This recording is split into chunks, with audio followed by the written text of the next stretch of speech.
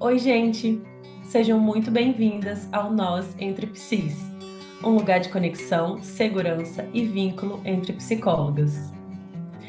Hoje, em mais um episódio do nosso quadro Conectando Nós, teremos uma convidada muito querida por todas nós aqui e que vai conversar conosco sobre um tema muito importante, que será os nós dos ciúmes nos atendimentos.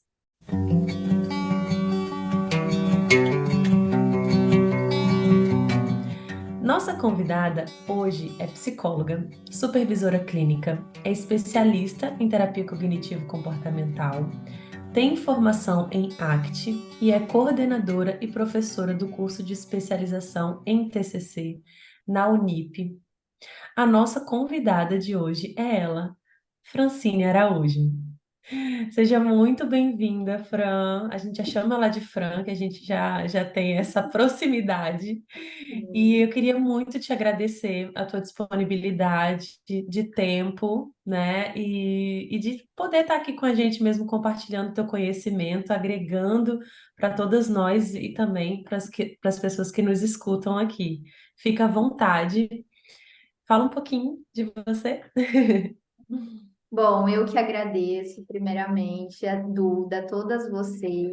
É um carinho imenso estar aqui, porque eu conheço essas profissionais, conheço mesmo, admiro o trabalho, me orgulho muito e o projeto de vocês está muito lindo e eu espero que vocês possam tocar tantos outros profissionais, assim como eu. Então, é um prazer imenso, de verdade, estar aqui. Muito mesmo. Obrigada. É tão Ah, bonitinho escutar de quem a gente admira e de quem a gente gosta que tá com a gente, fazendo parte de que a gente toca eles, né, meninas? É muito Sim. legal. muito de Eu saber vou que viu, que confessar uma coisa. gostou. Confessar uma coisa para vocês, né? Já que a gente está aqui, um espaço de conexão, à vontade. Eu pude assistir dois episódios e meio, um eu tenho que concluir. E teve um deles que eu chorei, eu me emocionei, então Ai, meu realmente é Deus. um espaço de conexão. Então, acho importante falar isso, Hum. porque teve um dos episódios que eu me emocionei. Então, Ai, Contém, que bom contém ouvir. spoiler, tem algum episódio aí pra frente que vai sair que a A gente gente chorou também. que tipo sim, choramos literalmente na sim, choraram gravação. litros. É, E a é gente É não vai bom, pedir para né? cortar na edição. A gente vai deixar Não. com E se choro você mesmo. chorar hoje, a gente chora com você também aqui e a gente deixa no ar. Ótimo, vamos começar quebrando esses tabus da psicologia, né? Sim, com certeza. exato. Fran, Ai, mas fala um Fran. pouquinho de você, da sua história, na história dentro da psicologia, né? Uhum. Para quem não te Bom, conhece ainda. minha história com a psicologia. Eu escolhi a psicologia muito no escuro. Tive, né, eu falo que eu tive muita sorte de ter me encontrado de verdade, genuinamente eu me encontrei. Mas foi uma escolha assim muito, vamos dizer que eu fui. Qual é a graduação de humanas que mais parece me interessar, porque eu descartei tudo quanto era exatas, biológicas, né? Aí eu falei, vamos aqui na humanas, vamos ver o que que eu me interesso. E eu gostava de filosofia na escola, embora eu tivesse tido uma oportunidade muito breve de ter entrado em contato com a aula de filosofia lá no colegial. Gostava muito de escrever, gostava muito de escrever mesmo, reflexão, né? Fazer meus diários. Então, eu encontrei ali, falei, é psicologia, mas foi muito no escuro mesmo, não entendia muito.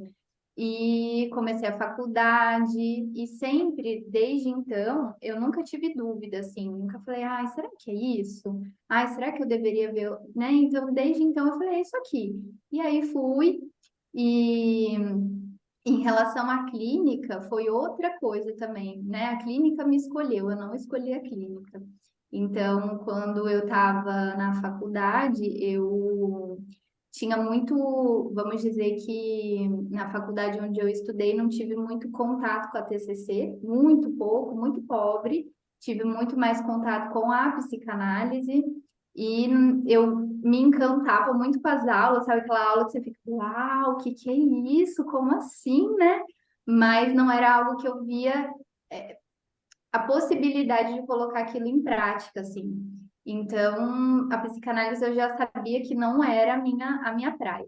Mas aí você ouve muito, assim, de certa forma a gente aprende, eu estou formada há 10 anos, né, e tinha essa falha aí da faculdade de que a clínica é muito elitista, a clínica é muito individualista, você vai conseguir atingir um único indivíduo. A clínica, ó, você vai demorar muito tempo para você conseguir se estabelecer, para você ficar bem.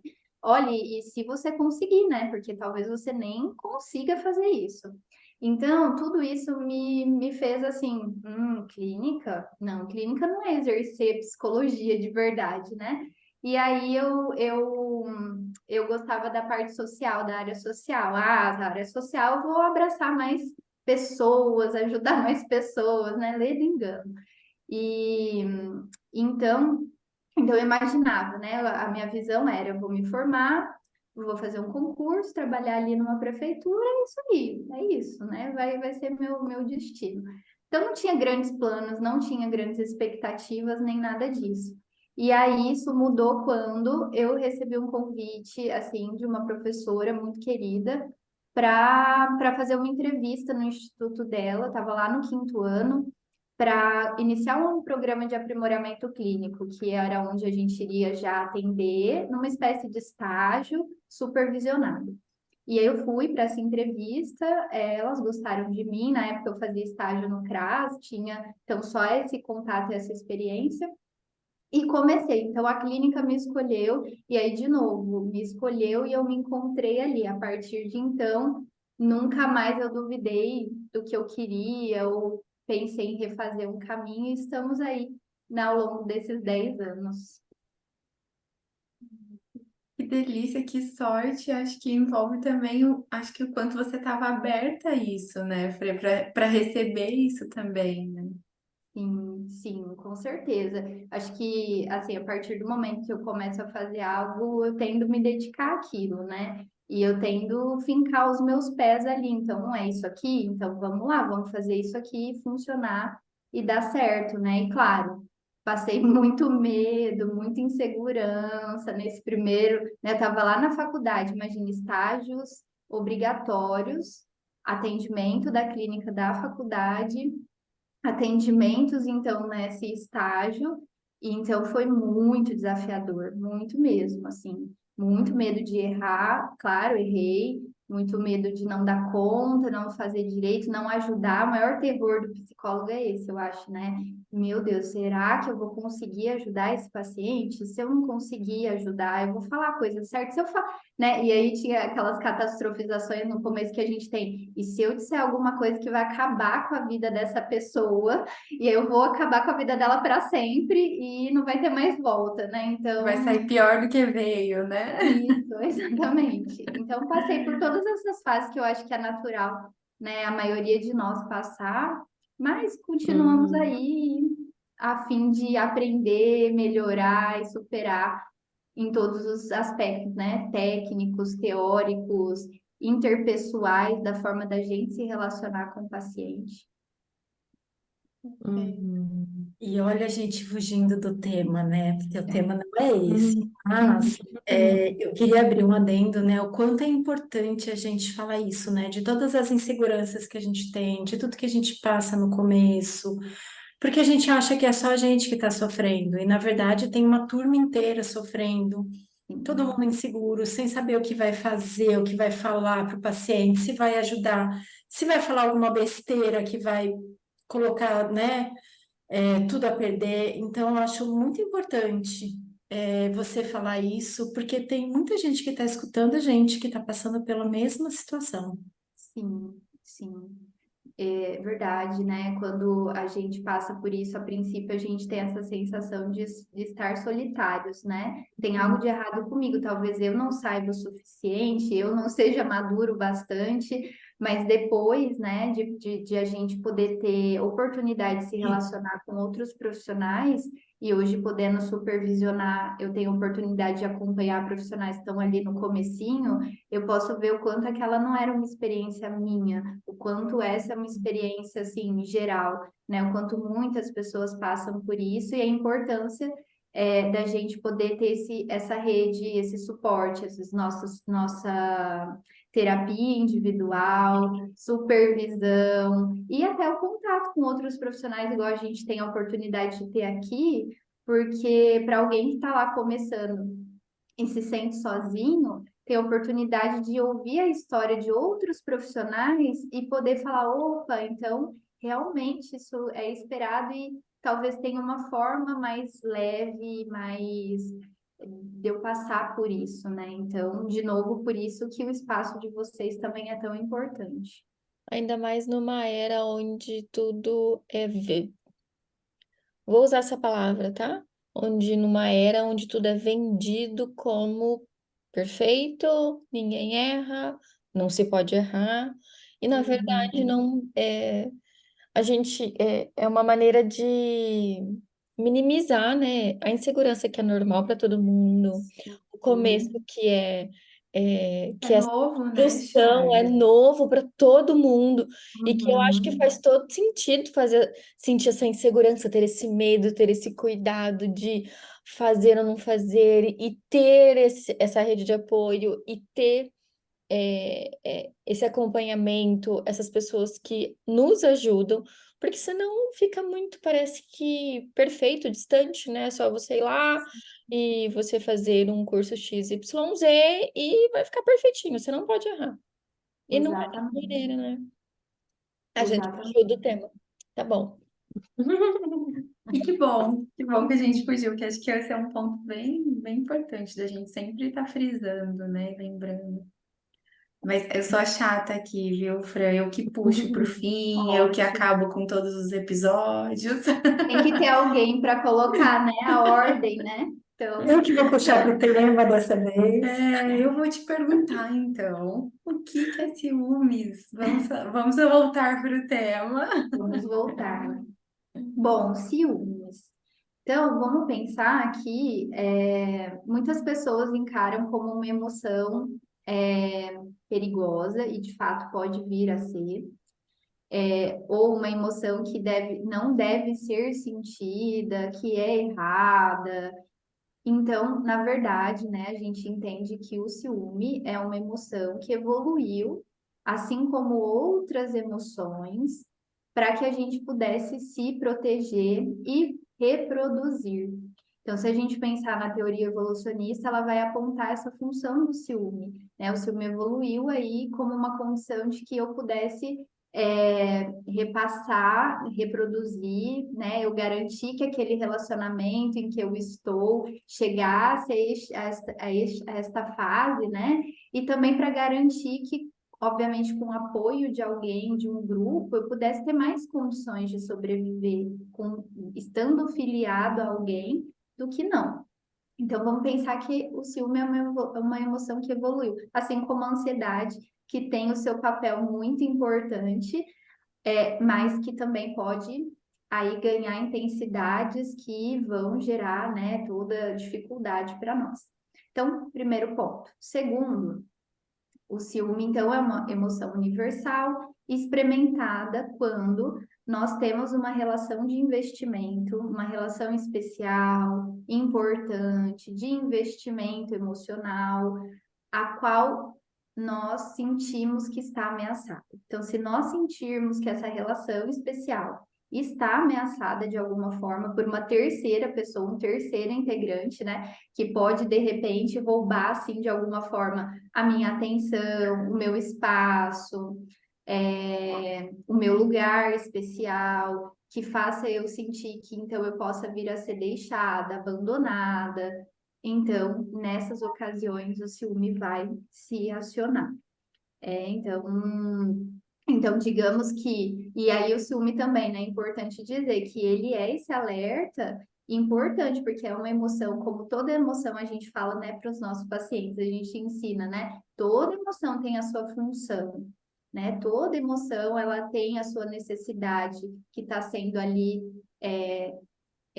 identificada a partir dessa emoção. O ciúme também, porque ele ajuda a gente a poder identificar se em algum momento há alguma discrepância de fato naquela relação e há um sinal real de infidelidade por parte do outro, ou um sinal precoce de que seremos deixadas, abandonadas, que aquele relacionamento está chegando ao fim. Então, é uma emoção importante, mas como todas as outras, ela pode vir a talvez tomar aí uma intensidade e uma frequência e bem desproporcional a ponto de vir a ser então perigosa, de vir até, infelizmente, estar relacionada a alguns casos de homicídio, né? Então, principalmente quando associado ao abuso de álcool e drogas, quando ativada por uma paranoia, álcool ou drogas, ela pode vir a se tornar uma emoção violenta, vamos dizer assim, né? E quando então ele torna perigoso? Quando que o ciúme é doentio? Quando que ele é patológico, né? Na nossa fala de psis, Sim, quando ele é patológico? E como que a gente sim. identifica esse ciúmes patológico? Tá bem. Então, vamos pensar que quando a gente tem algum sinal de discrepância nesse nosso relacionamento especial, percebo que o outro está mudando, diferente, fazendo coisas que não fazia antes, enfim, tô dentro, ou a proximidade desse outro com alguém que tá me suando diferente, muito íntima, ou qualquer coisa. Vamos dizer, esse ciúme vai vir, porque aquela relação é especial, eu quero protegê-la.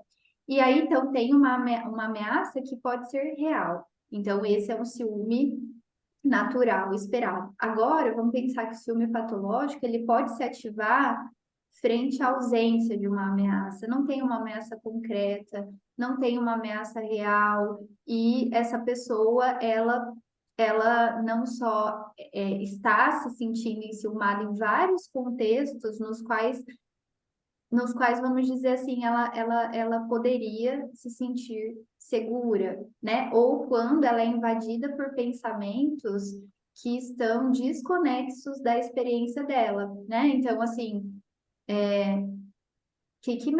então minha parceira está no trabalho agora. Mas será que ela está no trabalho mesmo? Será que ela pode ter. O que que ela está fazendo no trabalho? Com quem que ela está conversando no trabalho? Então, assim, não teve nada demais, né? Os dois estão no trabalho, nos horários que era para estar no trabalho. Essa pessoa é invadida por um pensamento de que não, eu tenho que ter certeza do que o outro está fazendo, porque pode ser que neste exato momento esteja fazendo uma coisa que é incompatível à nossa relação. Então, uma é quando, então, esse ciúme patológico, ele é quando eu tenho essa ativação do ciúme frente a uma situação que não seria ameaçadora, né, frente à ausência de um sinal, e quando as estratégias que esse indivíduo utiliza para lidar com aquele ciúme, porque o problema em si não é o sentir, é o como eu reajo, elas são estratégias que prejudicam essa relação. Então, essa pessoa começa a vigiar o outro, a monitorar, a proibir, a cercar de alguma forma essa outra pessoa, começa a fazer acusações. Ah, então você estava no trabalho e o fulano, você estava de papinho com ele? E não, são coisas assim, infundamentadas, né? Então começa a fazer acusações, começa a interrogar. Ah, então, mas você sentou perto de quem? E você, a hora do almoço, foi almoçar com quem? Ah, mas lá. E aí vocês falaram do quê? Ah, então começa esse interrogatório a fim de ter, assim, certeza, garantia, ou de que tá tudo bem, ou de que realmente tem alguma coisa ali, né? Então, quando isso é ativado frente à ausência de um indicador, quando esse indivíduo começa a usar essas estratégias que trazem prejuízo para a relação e quando ele experimenta, então, essa emoção de uma forma recorrente, não pontual, porque o ciúme normal ele vai ser pontual, ligeiro, passageiro. Quando ele experimenta isso de uma forma recorrente e intensa, aí a gente começa a compreender essa experiência como patológica. E aí, como tudo Parece que é bem. patológico, traz sofrimento, né, para a pessoa que está Exatamente. experimentando e para a relação que ela está vivenciando. Era isso mesmo que eu ia falar, me parece que tem um sofrimento aumentado, né, dessa emoção presente, porque eu acho que, assim, em algum lugar vai ter sofrimento, né, só que ele é passageiro, igual você falou, e parece que nesse cenário patológico ele é aumentado e ele não passa, porque esse indivíduo começa a deixar de trabalhar para pensar no que o outro está fazendo no trabalho dele, vai consumindo Exato. muito, né? Exatamente. Consome muito, pode ter uma queda de produtividade, porque aí, né, essa pessoa tá ali ruminando, ela tá ali se preocupando, ela tá verificando as redes sociais em si, ou, né, aquele assim, eu fico lá com o WhatsApp da outra pessoa aberta para ver se ela tá online. Aí ela fica Uhum. online, aí eu continuo online para ver até quando ela vai ficar online, Para ver se né? ela Aí fala se ela comigo. e se ela fala comigo. Aí ou Uhum. então eu abro o WhatsApp dessa pessoa e abro o WhatsApp de uma outra pessoa para ver se as duas estão online ao mesmo tempo, porque se elas estiverem, vai que elas estão se falando. Então, isso consome, né? Consome tempo, consome energia, né? Essa pessoa pode ter uma queda de produtividade, ela pode ter uma desconexão assim da própria vida dela, né, de fazer coisas por ela, para ela, vivenciar as relações dela. Então, isso compromete, traz prejuízos significativos. E ciúme só acontece Uhum. entre casal? Não, não acontece. E aí a gente pode, eu acho que todo mundo vai ter algum exemplo disso na vida, né? Talvez consigo ou com outro, de algum momento que sentiu ciúme de uma amiga. Uhum. Ai, minha amiga tá se aproximando muito de outra pessoa, eu não tô gostando disso, né? Eu vou perder aqui essa. Ela é minha melhor amiga, né? Então eu quero manter essa condição especial da nossa relação. Então, ciúme existe entre amigas, existe entre irmãos, pais em relação aos filhos, né? Um pai pode ter ciúme da mãe, ai, seu filho tá, nossa, parece que ele gosta mais da mãe do que gosta de mim. Então, ciúme pode acontecer até em animais de estimação, né? Quem tem animais de Uhum. estimação talvez já tenha presenciado isso, cachorro, né? Há relatos de que ciúme existe entre cachorros, gatos, pássaros. E uma coisa que me cavalo, e o surpreendente para mim, que eu jamais imaginaria, é ratos.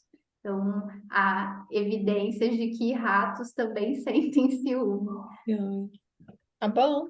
Uhum. né? Muito bem. Então, os ratos sentem porque não podemos sentir, né? Exato, eu ia Exato. falar isso, assim. Já é um trabalho da gente aceitar que a gente vai sentir, né, em algum momento. Aham. Exatamente. E, Fran, assim, o ciúme, ele é um tema que aparece, assim, na clínica, né, que a gente escuta, que traz sofrimento e tudo mais. É, quando a gente tem que ficar, assim, até falando para os terapeutas, assim, com a tua experiência clínica, assim, Uhum. quando é que a gente tem que ficar muito atento, né, para que isso possa realmente estar sendo perigoso, né? Esse ciúme Uhum. está ali realmente trazendo um perigo ou um risco. O que que você Sim. poderia assim falar, né, de realmente estar deixando de ser esse ciúme natural e que aí a gente Uhum. tem que se preocupar para realmente assim tratar isso e não vir a ser o patológico ou se já é o patológico ali. Sim, sim, boa pergunta.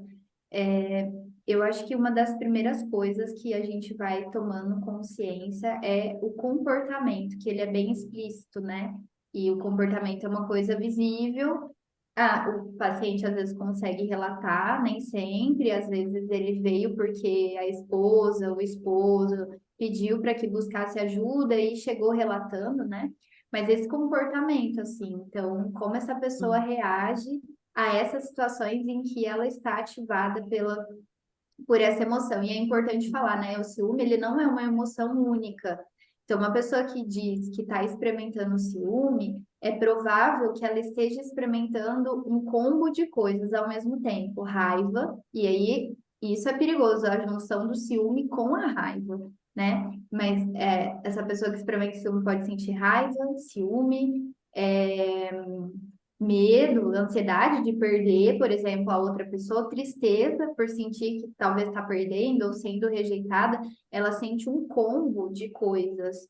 É, e é confuso, né? Então isso vai se tornando essa experiência mais difícil, mais confusa. Mas aí voltando, né? Essa condição do comportamento, como essa pessoa reage? Então ela tá com esse comportamento de proibição, não deixar o parceiro, a parceira fazer coisas.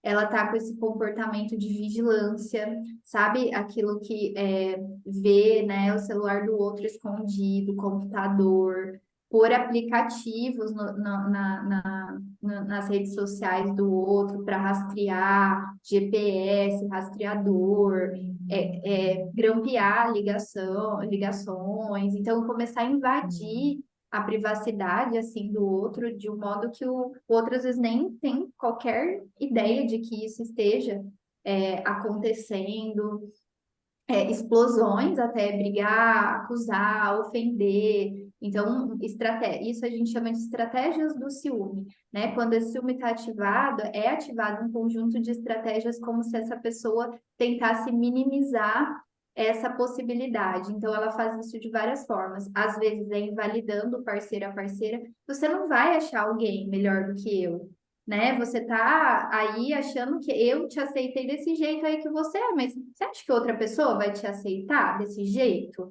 né? Então, assim, eu invalido e minimizo o outro enquanto eu posso enaltecer a mim, né? Eu posso também fazer isso em relação a outras pessoas que eu considero ameaçadoras. Ah, aquele cara lá do seu trabalho, ele é um nossa, ele é um burro, né? Ele não sabe nada.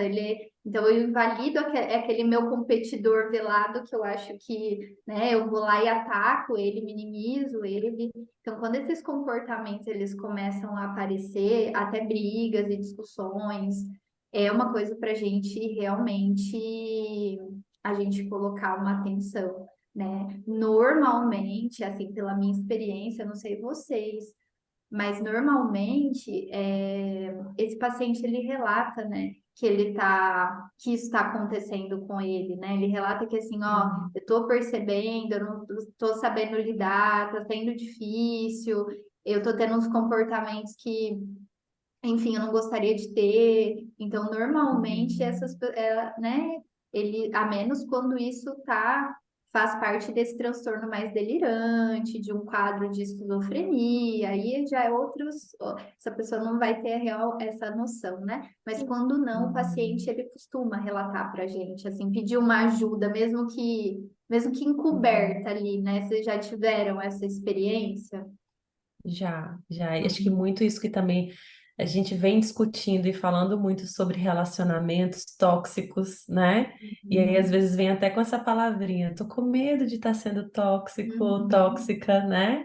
Eu me senti tóxica ou tóxico naquele momento, então eu já escutei isso também, assim, quando a pessoa tem essa autocrítica, né? Depois do momento do que acontece ali. Aham. Exatamente, exatamente. Algumas pessoas dizem, eu não estou me reconhecendo, eu não sou Uhum. assim, eu não agi assim, né? Outras, Uhum. no entanto, têm mais dificuldade, às vezes vem porque assim, meu relacionamento tá por um triz, né? E aí, se eu não me corrigir, vamos dizer, se eu não entender, eu vou perder, e aí vem pelo medo da perda mesmo, ou pelas punições que está sofrendo, porque às vezes o outro começou a realmente se distanciar, né, a quebrar vínculo, a se afastar emocionalmente, e aí isso causa sofrimento. Então, às vezes essas pessoas vêm por essa dor, né? O outro vai me deixar ou tá desconectando de mim, eu não quero isso, eu quero continuar nessa relação. Às vezes vem pela própria identificação de que, puxa, não tá legal isso que eu tô fazendo, eu não sei como parar, eu não consigo me sentir de forma diferente, mas eu sei que isso é errado, isso não é bom, né? Isso está prejudicando a minha relação. Então, tem esse discernimento, né? Ô, Fran, e você acha Uhum. que a pessoa. Desculpa, Lê, quer falar? Pode falar. Você acha que a pessoa que tem os ciúmes, né, que tá com ciúmes mais patológico, ele aparece mais na clínica do que aquela que sofre as consequências do ciúme do outro? Ou você acha Pergunta, que é viu? igual? Uma boa pergunta. Eu não sei te falar com dados, assim, de Sim, quem sim, busca só a mais. sua experiência mesmo. Deixa eu ver, na minha experiência, você sabe que na minha experiência eu atendi mais pessoas enciumadas do que os parceiros que estão lidando com o ciúme do outro, né? Uhum, E uhum. vocês? Mas Eu tô acho que pensando. essas frases da Duda, né? Eu me senti tóxico, eu tô tendo comportamentos que eu não queria ter, eu acho que ela aparece mais na clínica também. Uhum, uhum. Tô Eu pensando acho que dá aqui, um mas eu acho que equilíbrio também. legal, e acho que É, até o que eu ia falar junto com a Feira ali, a Fran tocou num ponto que eu acho bem relevante, que é a gente pensar os ciúmes como uma patologia e uma emoção, e os ciúmes como um sintoma de um outro transtorno, né? Que a gente vai ter ali com uma comorbidadezinha e tudo. E acho que essa diferenciação talvez chegue um pouco nesse lugar de o paciente que está com os ciúmes mais patológicos, talvez ele vá perceber isso com mais facilidade, e talvez ele busque a clínica por isso, né? Do que necessariamente um paciente que tem algum transtorno, que por consequência esses ciúmes fica ali como um sintoma. Faz sentido isso para vocês? Claro, total. Por exemplo, nesse caso desse transtorno delirante, essa pessoa vai, se ela chega até nós, ela chega porque alguém induziu ela para essa procura, né? Alguém trouxe ela para terapia, porque essa pessoa não vai ter esse esclarecimento por estar justamente com essa alteração cognitiva, né? Agora, esse outro indivíduo que está com ciúme patológico, que está exagerado, que não tem nada, não tem evidências de ameaças, mas ele está ali, ele já consegue ter esse discernimento. E um paciente com toque, por exemplo, que já é diferente, quando essa ideia de o outro tá me traindo, mas só que isso é do transtorno obsessivo compulsivo, ele também busca, porque ele entende assim, não tem nada, esse já sabe assim, nossa, isso que eu tô pensando não tem nada a ver, eu não quero pensar assim, por que que eu não consigo parar, né? Eu sei que a minha namorada, ela não faz isso comigo, mas eu fico preso nesse pensamento e eu tenho que buscar aliviar fazendo um ritual. Então, essa também vem porque entende, porque tá, muitas vezes ela consegue ver assim quão desconexo tá ao relacionamento que ela tem, a como ela até percebe esse relacionamento, né? Então, isso pode vir nessas patologias, assim, ganhando essas características, né? a Ótimo. importância de avaliar até isso, né? Assim, a crítica da pessoa sobre A o crítica. pensamento, né? Faz sentido ou não faz sentido, né?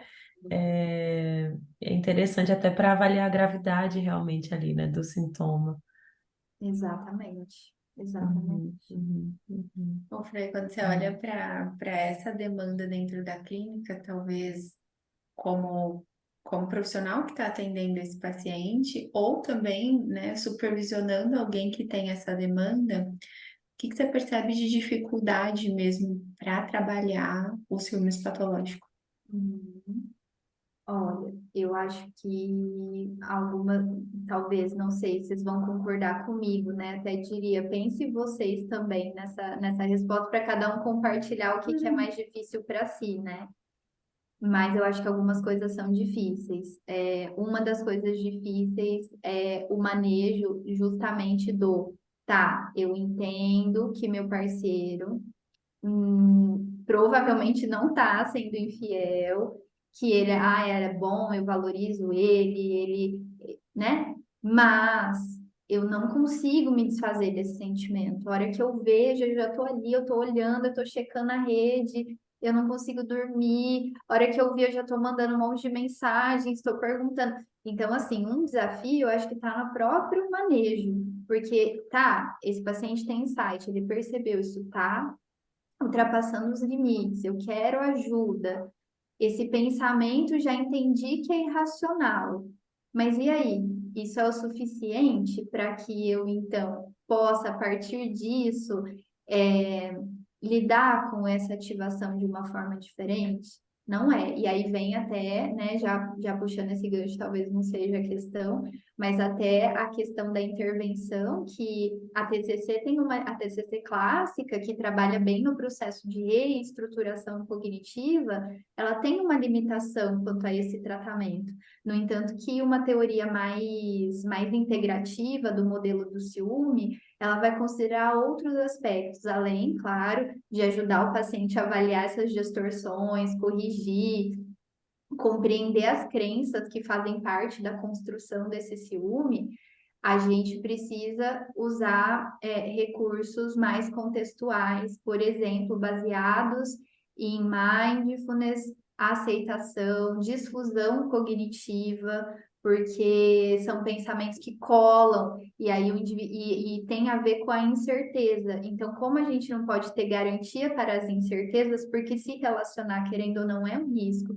Quem de nós pode afirmar, nosso paciente está ali, a gente compreende e fala, não, aparentemente essa parceira ou parceiro dele parece ser bacana, gente boa, mas a gente não pode dizer, fulano, ela não tá te traindo, né? Porque a gente não sabe. Ou não, fique tranquila, ela jamais vai fazer isso contigo. Como é que a gente pode dar essa segurança? Nós não podemos, e essa própria pessoa não pode falar assim, não, eu posso ter garantias que essa pessoa bota a mão no fogo, ela nunca vai me trair. Porque se relacionar confere um risco e confere uma incerteza. Então, não dá para a gente reestruturar incertezas, né? E aí a gente tem que aprender a tolerar, a lidar, então construir uma relação diferente com esse afeto, com esses pensamentos, a fim de que a gente não deixe que isso perpasse para o nosso comportamento e nossa forma de construir aquela relação. Então, acho que ponto 1 é a própria intervenção, que não podemos ficar limitada ali na TC, que vai ter o recurso, porque entender as regras, as crenças é muito importante, é uma parte do processo, mas não é só. E então é um trabalho ali, ó, de formiguinha. E eu acho que o outro ponto que eu vejo muito é a condição de o profissional poder, em algum momento, ter dificuldade de validar e aceitar as emoções desse paciente. Porque aí eu penso, né, quando a gente vê assim, nossa, principalmente nós mulheres, né? E de repente a gente vê um paciente homem e aí ele agindo com a esposa ou a namorada dele de uma forma rude ou agressiva e a gente fica com raiva e a gente fala, como ele está sendo tóxico, abusivo, ele não pode ser assim. E a gente tem dificuldade de aceitar esse paciente, de aceitar que aquilo também implica um sofrimento e uma dificuldade para ele, de validar a experiência emocional, porque aí talvez nisso que a gente queira corrigir, nossa, tá errado, ele não pode fazer isso. A gente quer tanto corrigir e mudar que a gente perde essa oportunidade importante de validar e ajudá-la a reconhecer a dor dele, porque dói, né? Tem um lugar de sofrimento ali. Então, acho que essa é uma coisa que a gente precisa estar sempre atento, porque pode se tornar uma dificuldade, e inclusive fazer a terapeuta contra-transferir com aquele paciente. Concordam comigo? Uhum. Sem dúvidas. Muito, muito, muito. Eu concordo muito com a Fran e acho que assim, esse movimento também de você conseguir quebrar um pouco do padrão de funcionamento desse paciente, né? Porque ele pode às vezes estar compreendendo, mas ele continua fazendo um movimento que não sai daquele ciclo, né? Eu acho que essa é uma dificuldadezinha que, tá bom, entendi, Letícia, entendi, Fran, mas eu continuo olhando, né? Eu continuo fazendo. E aí acho que entra nesse ponto que a Fran tocou, de conseguir aprofundar um pouco mais no que realmente está fazendo essa movimentação para ele, né? Exatamente. Hum. Exatamente. E Acho que vocês, também alguém pensando tem alguma nessas. experiência? Desculpa, Duda. Eu fiquei pensando, justamente disso, quando você falou, pensa em vocês também. Eu fiquei pensando o quanto que a própria dinâmica do relacionamento, né, também pode trazer essa dificuldade, assim. Porque a gente está aqui, a gente está falando com uma pessoa, né, um dos parceiros. Então, é muito assim, só que tem toda uma dinâmica da relação deles, né? Então, como eles se ativam, como é que acontece esse ciúme, como é que acontecem as brigas, de onde vem essa desconfiança, as coisas que acontecem entre eles. E aí a gente não tem realmente esse controle, né, ali da dinâmica toda. A gente não está fazendo uma terapia de casal, por exemplo, né? Então eu vejo que isso também pode ser uma das dificuldades da temática, assim. Não sei o que Tem vocês acham. razão. Não, toda razão. Até porque para trabalhar, e a gente é uma coisa que a gente tem que deixar muito claro para esse paciente, né? Que a gente vai estar ali no processo individual, que for necessário, esse paciente vai precisar ser encaminhado para terapia de casal, se ele tiver essa condição, né? E essa abertura para realizar aquilo. Independente disso, a gente dizer que nós temos limitações nesse trabalho, porque justamente porque tem a outra parte e não dá para superar o ciúme sozinho. E isso a gente já deixa claro para o paciente. Não dá para superar sozinho. Por que que não dá? Porque aí esse indivíduo ele tá lá sofrendo, mas ele também está fazendo a outra pessoa sofrer. Só que aí ele está tentando, ele vai buscar ajuda, ele está ali se esforçando. Só que vamos pensar que consistentemente, até por esse ele fazer e ter feito essa outra pessoa sofrer, consistentemente essa outra pessoa invalida ele. Nossa, você é louco, né? Você é um transtornado, né? Eu não te aguento mais. Ó, nossa relação tá por um triz. Você não corrigir isso aí, eu não sei não o que que vai ser de nós. Então, o que que acontece? Isso, essas falas, né? Que acaba sendo a outra pessoa se defendendo, tá difícil para ela. Só que isso acaba reforçando esse processo de que minha relação está o quê? Ameaçada. Exato. Então, aí, uma vez a minha relação está ameaçada, eu tenho ativação do ciúme, né, continuamente.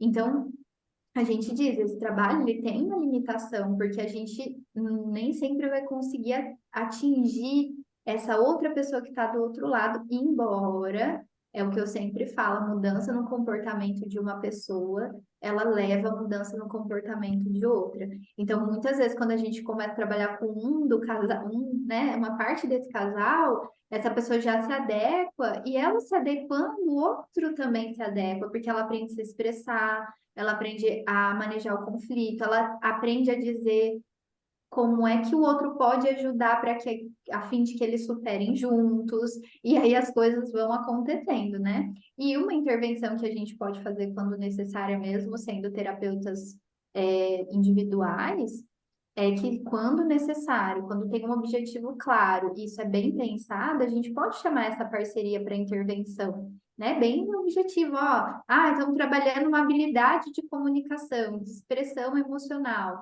Então, traz os dois, trabalha isso em alguma sessão, né, isolada, isso é super possível. Mas,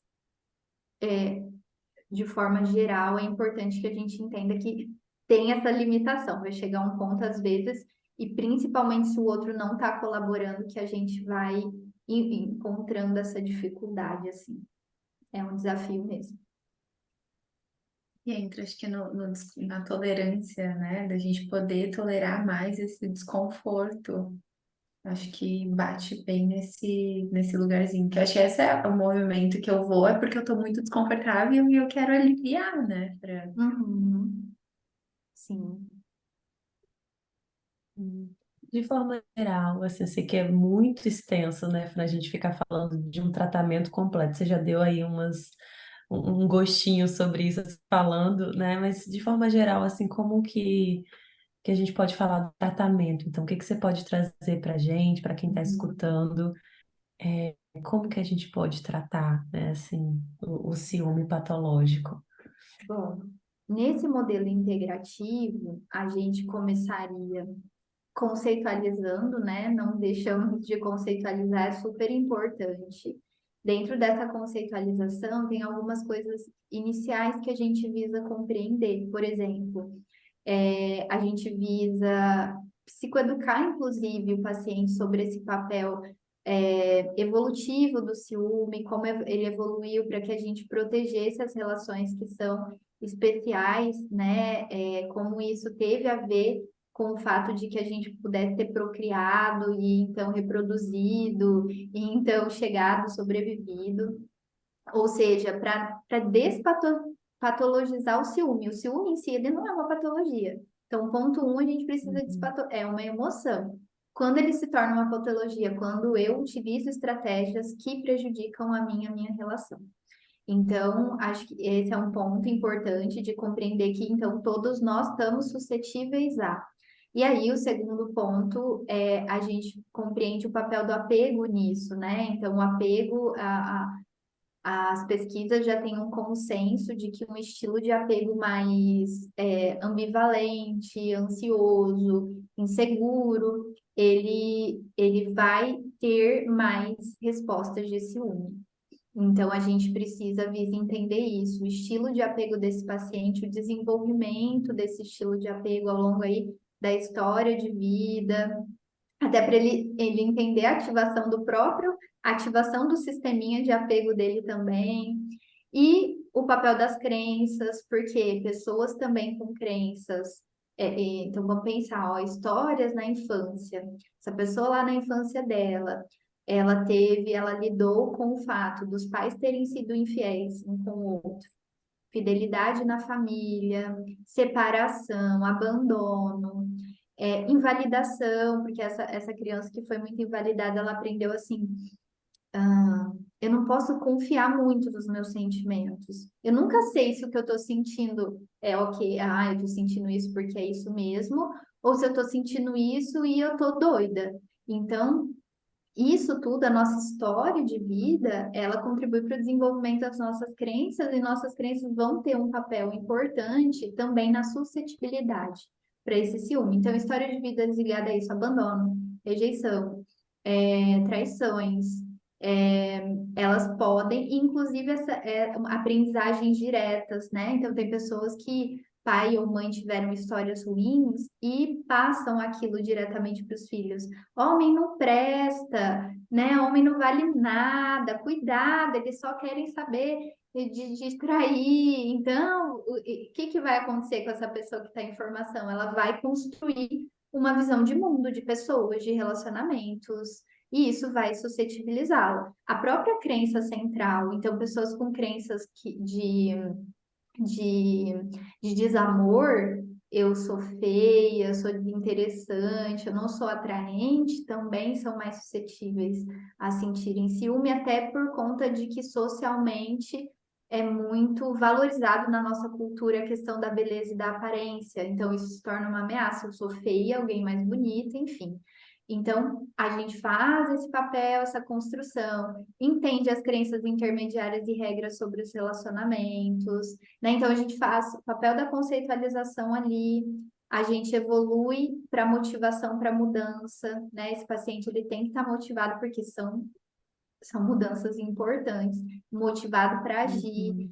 Aí a gente trabalha com esses processos que eu mencionei. Trabalhamos sim com reestruturação, levantamento e reestruturação de crenças e cognições, mas trabalhamos também com essa parte de ajudar o indivíduo a conseguir literalizar o pensamento. Então, mindfulness, aceitação, resolução de conflitos, habilidade de comunicação, essa parte também tem que ser trabalhada. E até o próprio autocuidado do indivíduo, que às vezes ele está totalmente centrado e focado única e exclusivamente naquela relação. Ele tem que aprender a se conectar com ele mesmo também.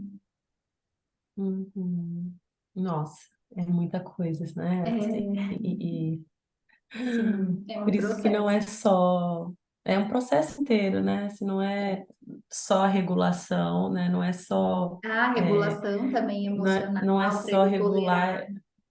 né? Não é só regular, é assim, todas as crenças e aí a gente, os esquemas também, a história de vida. Sim. Gente, vocês travaram para mim. Eu travei? Não, Não? tá normal. Eu vou falar de novo. Então, como não é só uma regulação emocional mesmo, né? Tem todas essas crenças também que a gente precisa reestruturar e os esquemas também ali que acabam se formando na história dessa pessoa, né? Tem a Uhum. relação, enfim, é muita coisa.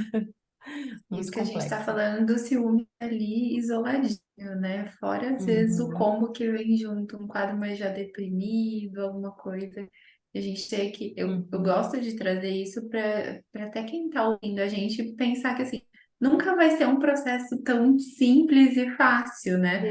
Que o que Exato. a gente Todo pega ali no processo é livrinho dos difícil, né? ciúmes Uhum. é só o ciúmes, mas às vezes vem um combinho junto para a gente trabalhar. Exatamente. uhum. E Nunca Bem vai ser resgatar lembrado. essa relação, né, também, depois de tudo isso, né? Resgatar essa relação. sim, sim, que muitas vezes está muito deteriorada, né? Está muito deteriorada. E aí é um plano também, né? Trabalhar para melhoria da qualidade dessa relação.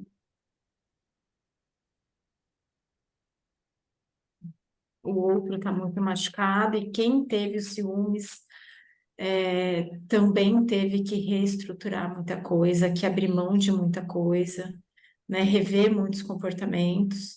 E Sim, depois é outra relação, né? É uma relação completamente diferente do que era exato. anteriormente. E sabe uma coisa que pode acontecer, e é muito comum, essa pessoa que foi exposta muito ao ciúme do parceiro ou da parceira, ela acabar adotando essas estratégias também. Então é muito comum isso, e aí a pessoa, às vezes, então a gente recebe assim alguém de um relacionamento que do passado sofreu muito ciúme por parte do parceiro ou parceira, e no relacionamento atual dela, que é outro, ela dizer, eu tô parecendo o meu ex, eu não era assim. E aí, sim, isso, então tem também essa aprendizagem do relacionamento. Hum. O quanto o ciúmes às vezes também pode ser uma ferramenta de mensurar o quanto o outro também gosta de mim, né? Não sei se vocês já Sim. tiveram casos assim, ah, ele não tem ciúmes de mim, então ele não gosta de mim. Uhum. Fica um pouco nesse ciclo de aprendizagem mesmo. Uhum. E Sim. Fran, pensando até nessa outra parte, né? Na pessoa que sofre com os ciúmes do outro, o trabalho talvez seja um pouco mais de formiguinha ainda, né? Porque é uma dor que esse outro está sentindo, mas que não tem muito o que fazer ali dentro da clínica nesse aspecto. Acho que uma frase que você falou que eu gostei bastante é quando eu vou moldando ali, mudando o meu comportamento, por consequência, o outro também vai mudar. O trabalho vai ficar em torno disso, na sua visão? Uhum. Não só, né? Mas a gente tem que recebe essa demanda, essa pessoa em sofrimento ali, meu parceiro ou parceira é muito ciumento. A gente primeiro tem que identificar o que que ela quer daquela relação. Ela quer Uhum. ficar, ela quer romper, ela veio buscar terapia porque ela quer forças para sair do relacionamento, ela chegou ao limite dela, né? Ela já não encara mais que consegue investir na reparação dessa relação, ela quer ficar porque ela encara que tem, vamos dizer, outros pontos que se sobressaem, que faz ela querer reconstruir essa relação. Então, a gente entende os valores dessa paciente, o que que ela quer desse processo, para que a gente tente ajudá-la da melhor forma possível, né? Dentro das necessidades dela. E aí é muito disso, talvez aí também ajudar a compreensão do ciúme para essa pessoa também, o que que é, como ele pode vir se manifestar de uma forma, né, patológica ou prejudicial, como ela pode ajudar o parceiro a lidar com isso, também estabelecendo limites, se expressando adequadamente, dizendo o que está fazendo ela se sentir ferida, que não é, ó, tudo bem você sentir, eu posso aceitar o seu ciúme, eu posso aceitar que você se incomode com determinadas situações, mas eu não posso tolerar que você me trate desse jeito. Eu não posso tolerar, então, que você me impeça de ver a minha família.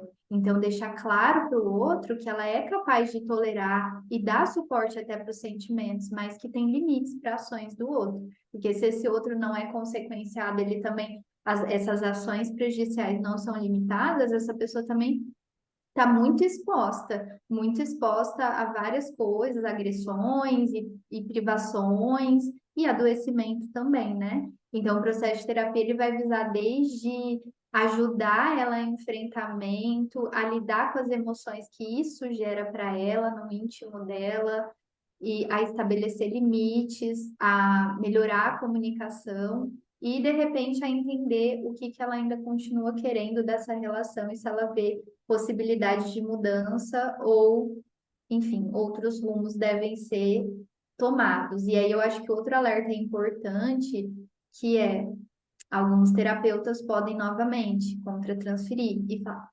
né, credo, sai dessa relação, que relação abusiva que você tá, você, né? E aí o nosso cuidado, a nossa ética para que a gente não invada as escolhas do paciente, e a gente também possa, vamos dizer assim, não adotar uma postura de julgamento, porque aquele outro que a gente nem conhece, nem sabe a história, nem sabe nada, se está buscando ajuda, se está sofrendo, e então a gente também tem que ter esse limite para não ficar ali querendo trabalhar o fim de uma coisa que não foi o que a pessoa veio buscar, talvez, né? Agora, quando ela está em risco mesmo de vida, a integridade dela, aí também já é outra história.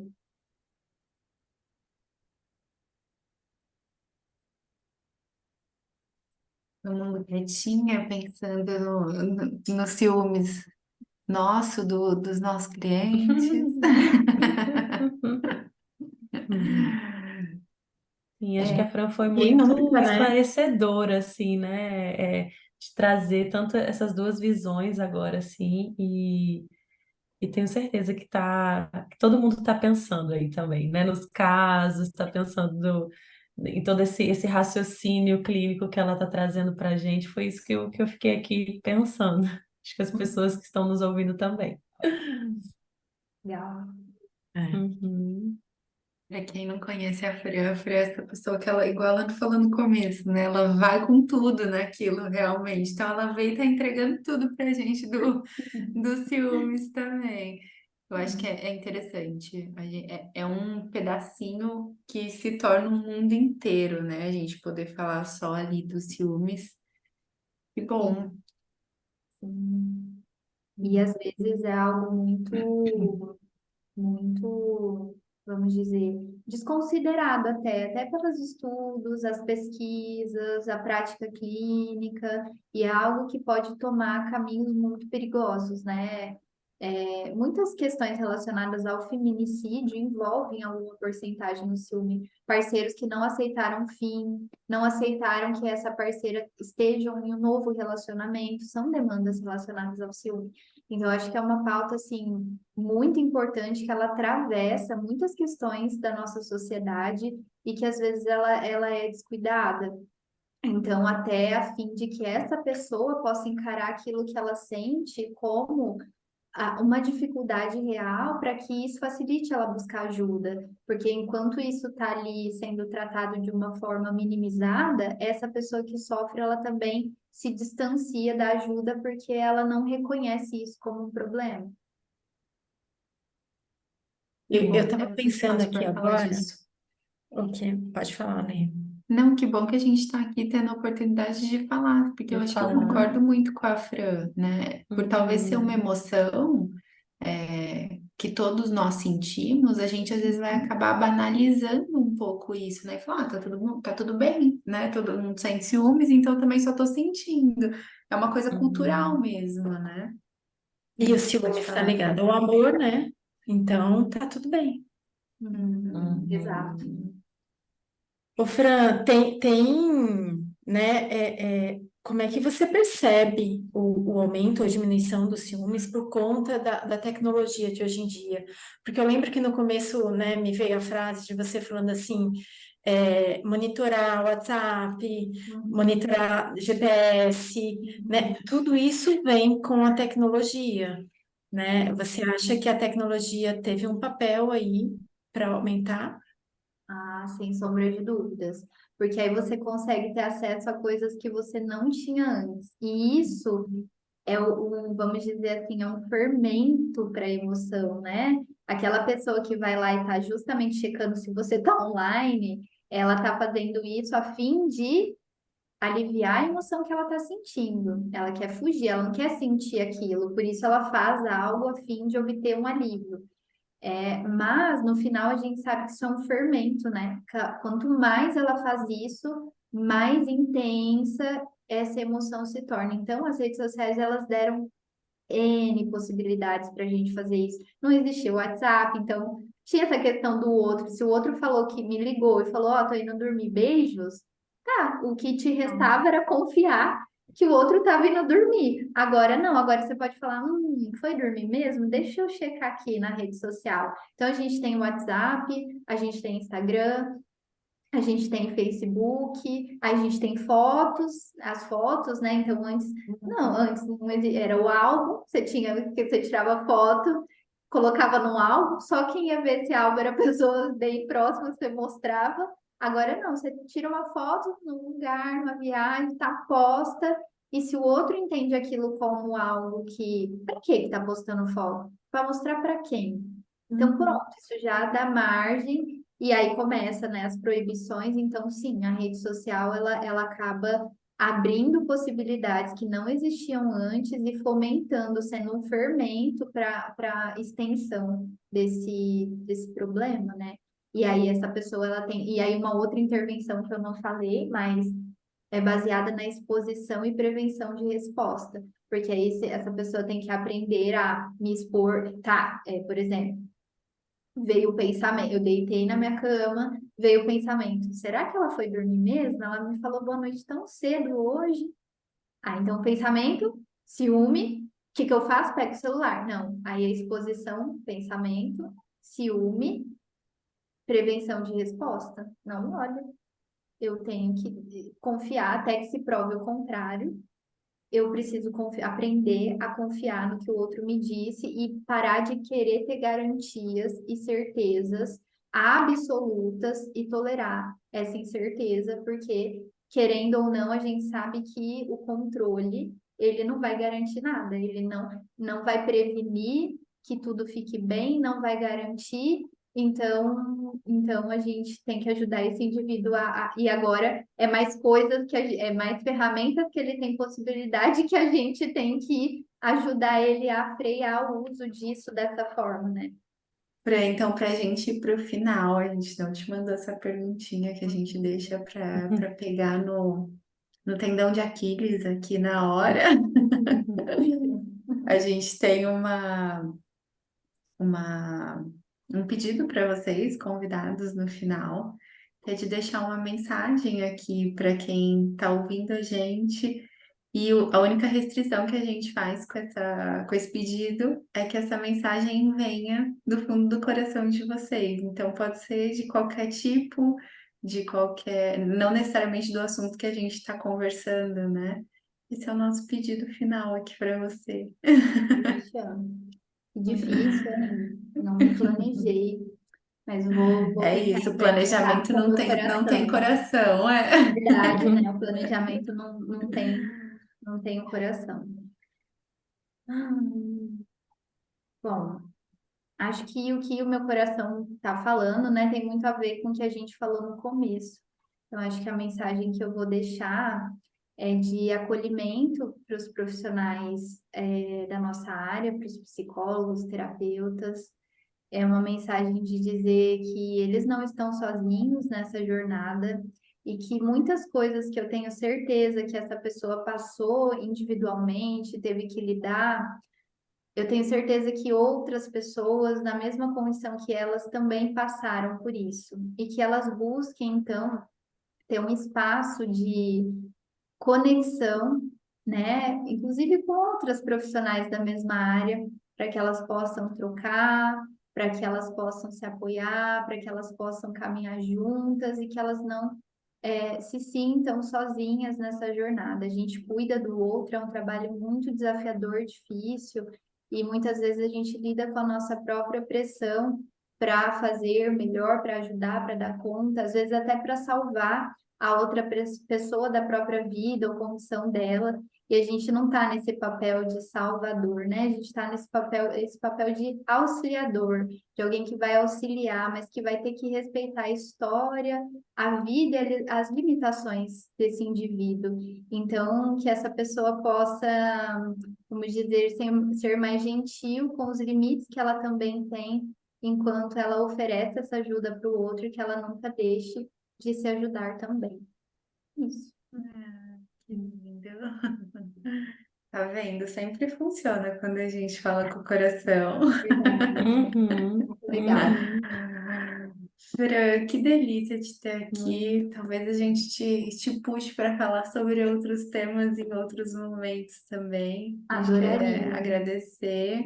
E sim, o Nós Entre Psi está super aberto para você. Você tem passe livre aqui com a gente também.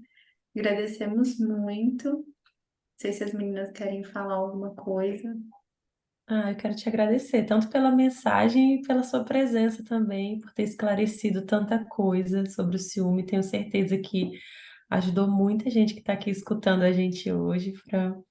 E deixa pra gente aí também os teus contatos, teus, né, assim, onde a gente pode se encontrar. A gente já te acompanha, né? Mas para quem está aqui nos escutando, fala um pouquinho aí se tem algum projeto, né, em vista. A gente Legal. gosta de spoiler, Fran, que a gente dá em primeira mão para as pessoas que estão ouvindo a gente. Maravilha, É, obrigada pela oportunidade. Então, antes de tudo, quero agradecer de novo a acolhida de vocês, me senti muito à vontade, muito acolhida, muito tranquila.